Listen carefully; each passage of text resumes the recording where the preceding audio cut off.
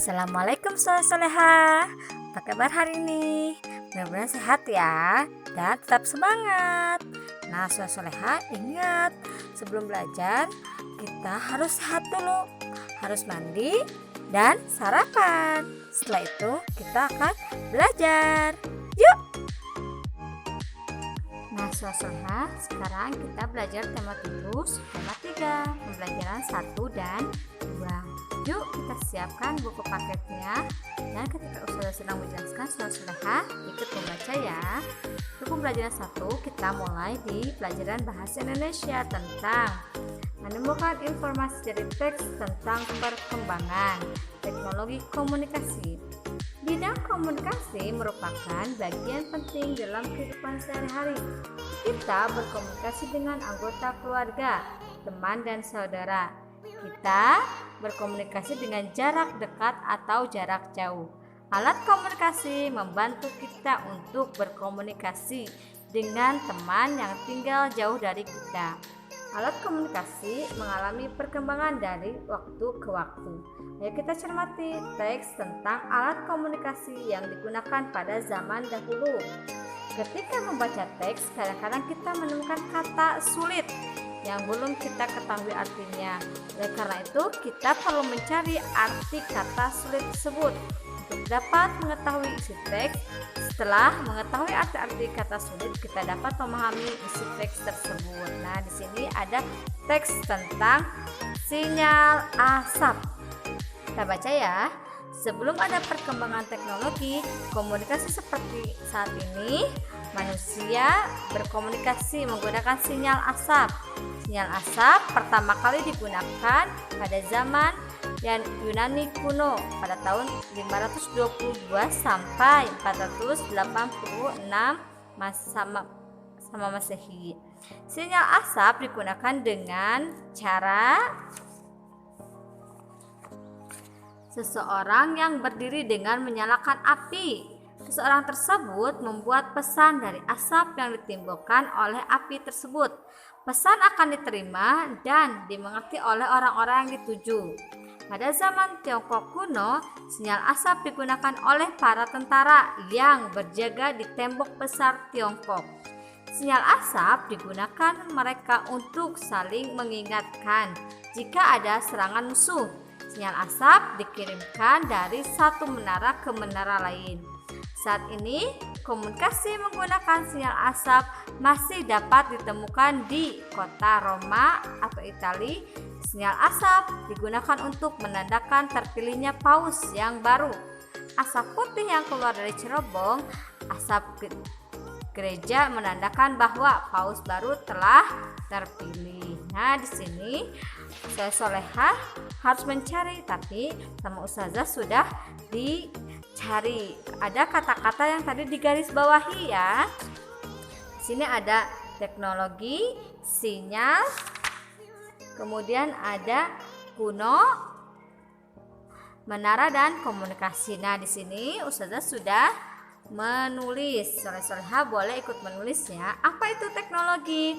Teknologi adalah ilmu yang berhubungan dengan alat atau atau mesin yang diciptakan untuk mempermudah manusia dalam menyelesaikan berbagai macam masalah atau pekerjaan yang terdapat di dunia. Itu teknologi, silahkan ditulis ya. 2. Sinyal adalah sebuah notifikasi asinkron yang dikirim kepada suatu proses atau utas tertentu dalam proses yang sama untuk menginformasikan bahwa suatu peristiwa telah terjadi. Ketiga, ada kuno. Kuno adalah himpunan peristiwa-peristiwa masa lampau atau masa lalu.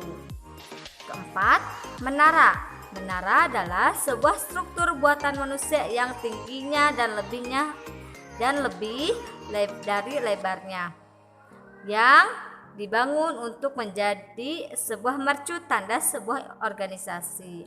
Yang kelima, komunikasi adalah proses penyampaian informasi kepada orang lain yang melibatkan interaksi antara dua orang atau lebih.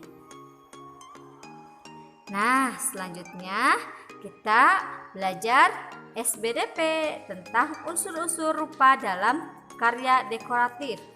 Karya dekoratif merupakan karya bercorak hiasan, boleh digarisbawahi ya. Karya dekoratif merupakan karya bercorak hiasan. Hiasan pada karya dekoratif tersusun atas unsur-unsur rupa. Unsur-unsur rupa diantaranya ada titik, garis, bidang, dan warna. Unsur-unsur rupa diantaranya adalah garis, titik, bidang, dan warna. Selanjutnya, titik, garis, dan bidang dibedakan berdasarkan kerumitannya. Warna dibedakan menjadi warna primer dan warna sekunder. Warna primer merupakan, boleh bawahi, warna primer merupakan warna dasar yang digunakan untuk menghasilkan warna sekunder. Contoh warna primer adalah merah, kuning, abu, dan biru. Contoh warna sekunder adalah hijau, orange, toska, dan krem. Itu adalah percampuran. Karya dekoratif dibuat dengan mengkombinasikan kreasi unsur-unsur rupa tersebut. Karya dekoratif dapat dibuat untuk menghias sebuah benda. Benda-benda yang dihias dengan karya dekoratif biasanya adalah buatan tangan atau handmade. Benda-benda yang dihias dengan karya dekoratif contohnya adalah poster, kartu pos, surat, atau kartu uca. Nah, di sini ada contoh karya dekoratif pada kain. Ini biasanya di batik biasanya. Nah, soleha boleh dikerjakan ini ya, 1 sampai 3. Di sini apa yang kamu ketahui tentang karya dekoratif? Tadi apa karya dekoratif itu? Ada ya isinya di halaman sebelumnya. Diisi sendiri. Oke. Kedua, jelaskan unsur-unsur rupa pada dekoratif. Tadi unsur-unsur rupa ada apa aja? Kemudian 3, hiaslah kotak berikut menjadi karya dekoratif. Nah, di sini soleha boleh menggambar bebas ya dengan unsur-unsur dekoratif. Tadi kalau dekoratif itu ada apa? Ada garis, ada warna, ada bidang. Di sini menggambar ya bebas, boleh diwarnain juga. Oke, selanjutnya buka halaman 56. Kita belajar matematika. Menentukan keliling benda berbentuk bangun datar. Setiap bangun datar memiliki keliling. Keliling bangun datar merupakan jumlah panjang sisi dari bangun datar tersebut. Keliling bangun datar dapat ditentukan dengan menjumlahkan banyaknya satuan panjang seluruh tepian benda tersebut. Perhatikan keliling dari benda-benda berikut. Di sini ada kelilingnya. Ini keliling itu ya. Di sisi-sisi ini disebutnya keliling. Selanjutnya, di sini ada panjang hiasan bunga di sekeliling amplop menunjukkan keliling dari amplop tersebut. Di sini ada berapa bunga? 1, 2, 3, 4, 5, 6, 7, 8, 9, 10, 11, 12, 13, 14, 15, 16, 17, 18, 19, 20, 21, 22, 23, 24, 25, 26, 27, 28, 29, 30, 31, 32. Di sini adalah kelilingnya. Keliling amplop tersebut dihias oleh bunga. Selanjutnya ada lagi di sini panjang garis di sekeliling rambu menunjukkan keliling dari rambu lalu lintas. Di sini ini kelilingnya di sisi-sisinya ya.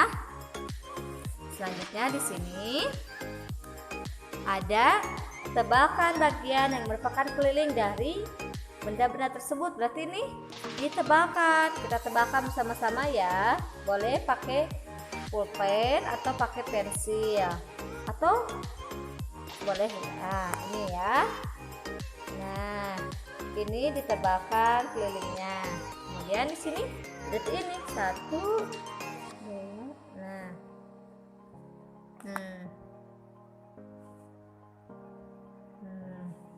Ini berarti ditebalkan ya. Maaf ya, karena Ustazah sambil memegang. Oke, selanjutnya di sini warnailah bagian yang merupakan keliling bangun datar. Ini sama, ini nanti diwarnain, boleh terserah soleh-solehkan. Ustazah mewarnainya pakai warna hitam saja ya. di kelilingnya diwarnain. Nah, kemudian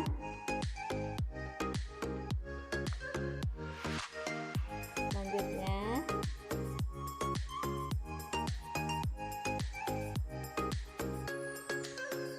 nah gitu ya.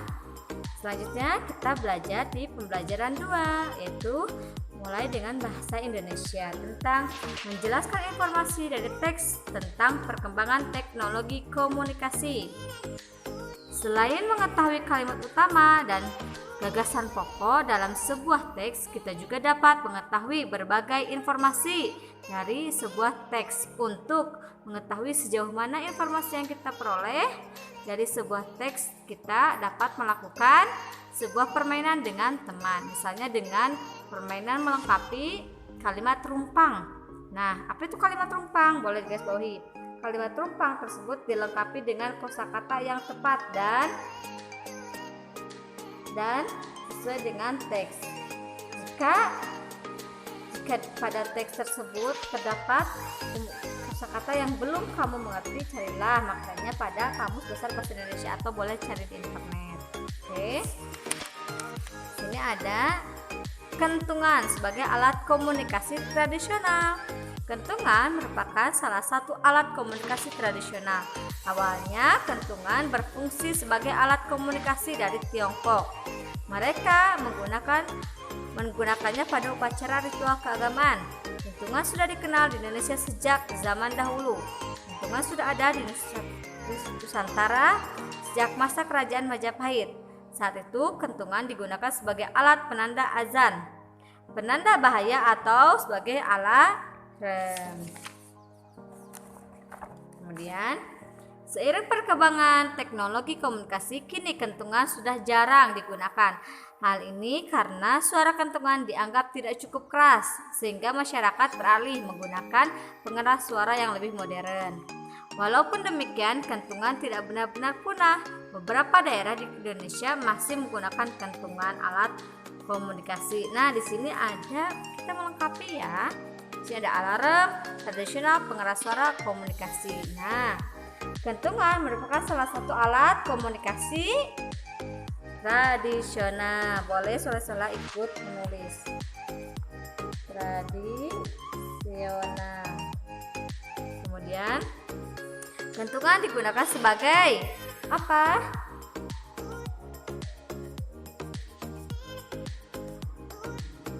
Sebagai alarm ya. Seiring perkembangan teknologi komunikasi, kentungan sudah jarang digunakan. Masyarakat beralih menggunakan pengeras suara yang lebih modern. Selanjutnya, yang ini boleh diisi bersama-sama ya. Selanjutnya halaman 58 itu pelajaran PKN tentang keberagaman teman-teman di tempat bermain. Dedi dan Made sedang bermain bersama. Mereka bermain telepon mainan yang terbuat dari kaleng dan benang. Telepon merupakan salah satu contoh produk hasil teknologi komunikasi yang memudahkan kita berhubungan dengan orang lain. Dedi dan Made dapat rukun bermain bersama walaupun mereka berasal dari suku bangsa yang berbeda. Bagaimana denganmu? Apakah kamu sudah mempunyai teman yang berasal dari suku bangsa yang berbeda denganmu? Keberagaman suku bangsa di Indonesia merupakan kekayaan bangsa yang harus kita lestarikan.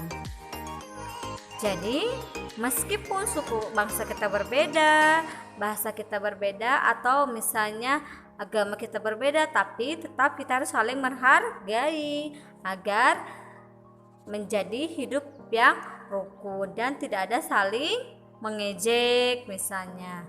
Saling menghargai itu membuat hidup kita menjadi nyaman dan tentram seperti Dedi dan Made. Cukup sekian ya penjelasan dari Ustazah. Mudah-mudahan saudara bisa mengerti ya. Tetap semangat untuk mengerjakan tugasnya. Ingat, tugasnya dikerjakan dulu. Jika sudah selesai, boleh bermain. Terima kasih saudara. Assalamualaikum warahmatullahi wabarakatuh.